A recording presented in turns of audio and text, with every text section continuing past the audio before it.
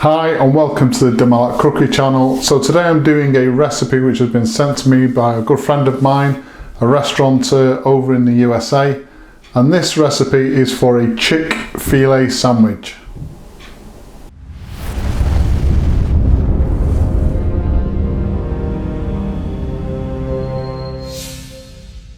Okay, so this is a copycat recipe. Chic-fil-A, might not be familiar with it in the UK, but in the USA I believe it's either equal to or it's a better selling fried chicken product than KFC at the moment.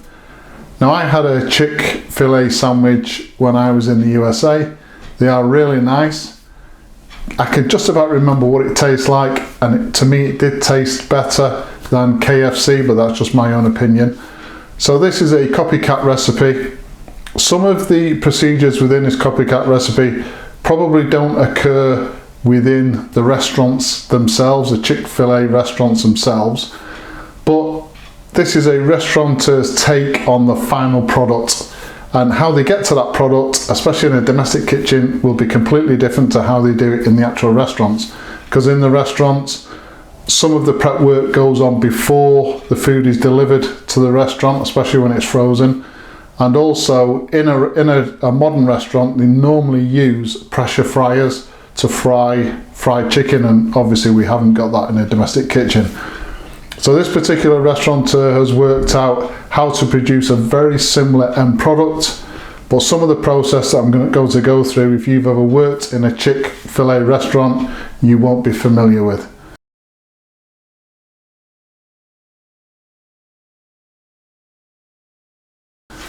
As usual, a full list of ingredients will be given at the end of the video, so let's have a look at those ingredients now and anything else we're going to need for today. Okay, so the ingredients for this recipe. I've got about 120 grams of plain or all-purpose flour. We're using the Malat Southern Fried Chicken seasoning, so I've got 30 grams of Malat Southern Fried Chicken seasoning. If you are not using the Malat product, then you just want a really decent chicken seasoning for this. Got a jar of gherkins, sliced gherkins in a pickled vinegar, 2 medium-sized eggs, and a little bit of milk that has been whisked together. Got 2 small chicken breast fillets, which I've butterflied, so I've sliced through the centre and then cut them through all together. So each chicken breast fillet actually creates 2 pieces of chicken for this recipe. And then I'm using brioche burger buns for this.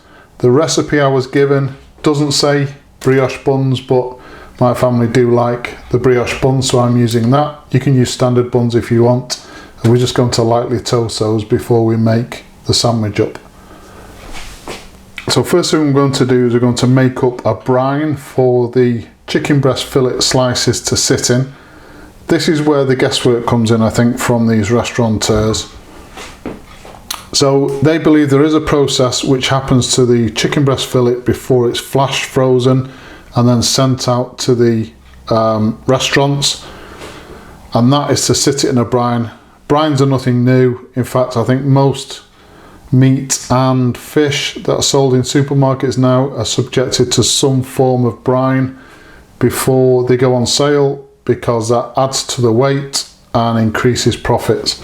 So this kind of rings true. I'm not saying it is true. I'm not saying this is how Chic-fil-A prepare their chicken breasts, but it just seems to be a consensus of opinion from some restaurateurs that there is almost like a brine pickling process done to the chicken breast fillet before it goes out to the restaurants.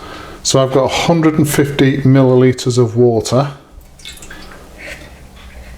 and to that I'm going to add almost all of the vinegar pickle spice mix from the gherkins.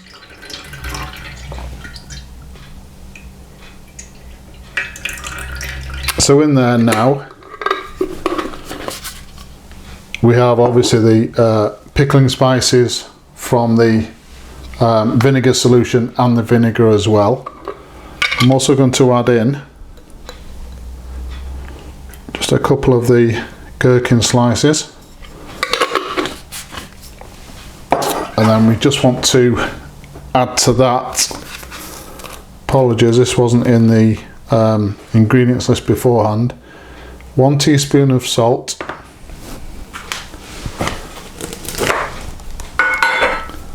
and 1 teaspoon of sugar. So the salt in this case will allow the brine to go into the protein structure of the meat, and the sugar is really there just for flavour. So we mix that in,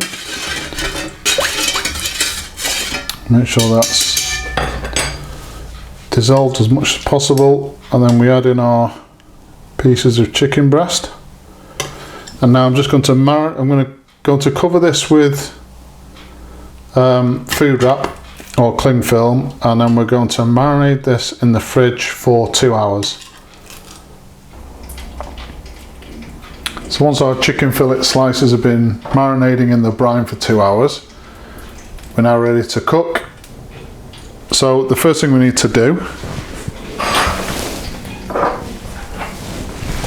is blend the Malat southern fried chicken seasoning with the plain or all-purpose flour, or whichever chicken seasoning you've chosen. Just make sure that's nicely blended in.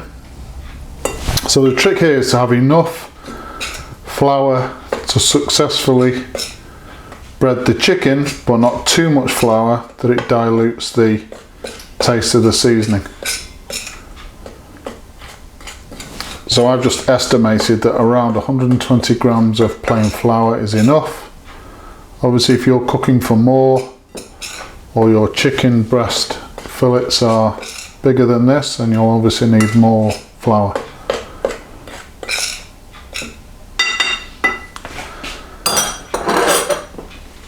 So the thing about most of these fast food restaurants is they're now using pressure fryers.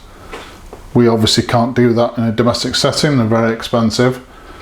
But what we need to do is we need to ensure that we obviously replicate the finished or the finished product.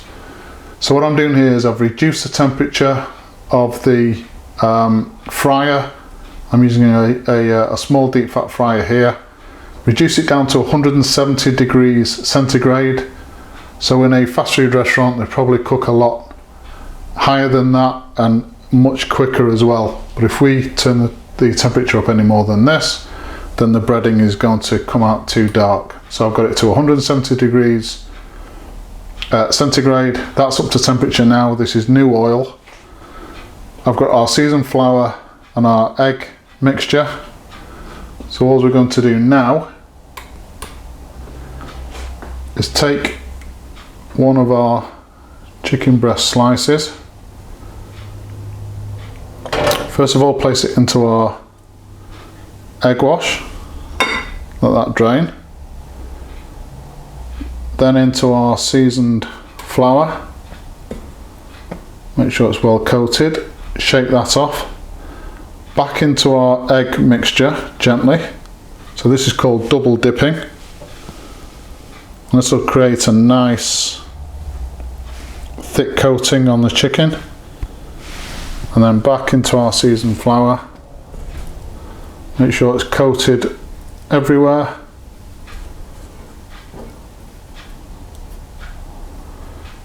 Shake off any excess, and then straight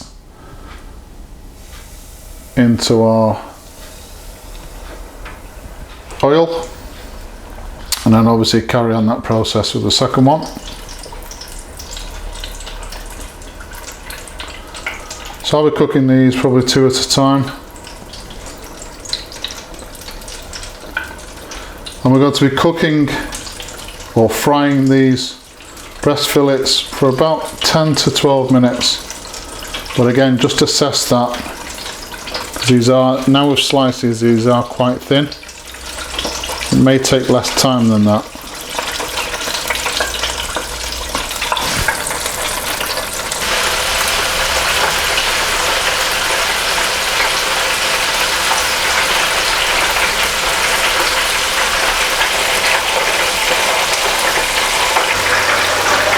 Okay, so these fillets are done. Just going to let them drain for about 20-30 seconds. Then I'm going to transfer them into an oven proof dish into a warm oven. So I've got the oven on at 100 degrees centigrade, just to keep those warm while I fry the next batch.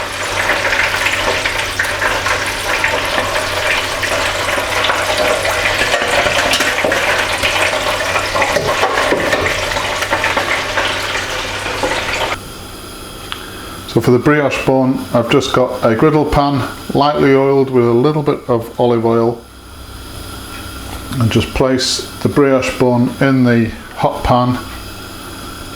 I'm just going to toast this for a couple of minutes, and then that's it, it's done. So to build our Chic-fil-A sandwich, from what I can remember, it's just a very simple affair. No sauces, just a toasted bun, some pickled gherkin on the bottom,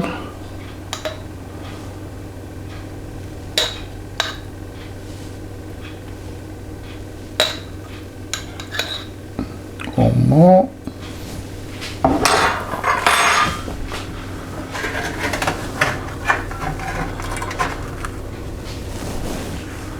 then our chicken on the top.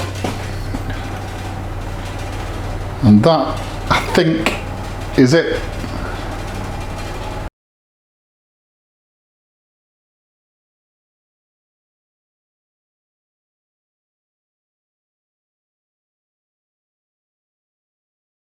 So there you go, a copycat recipe for Chic-fil-A sandwich. If you're familiar, very familiar with the Chic-fil-A products, and you try this particular recipe out, please put a comment in the comment section below the video. I would really like to know how close this is to the actual Chic-fil-A sandwich.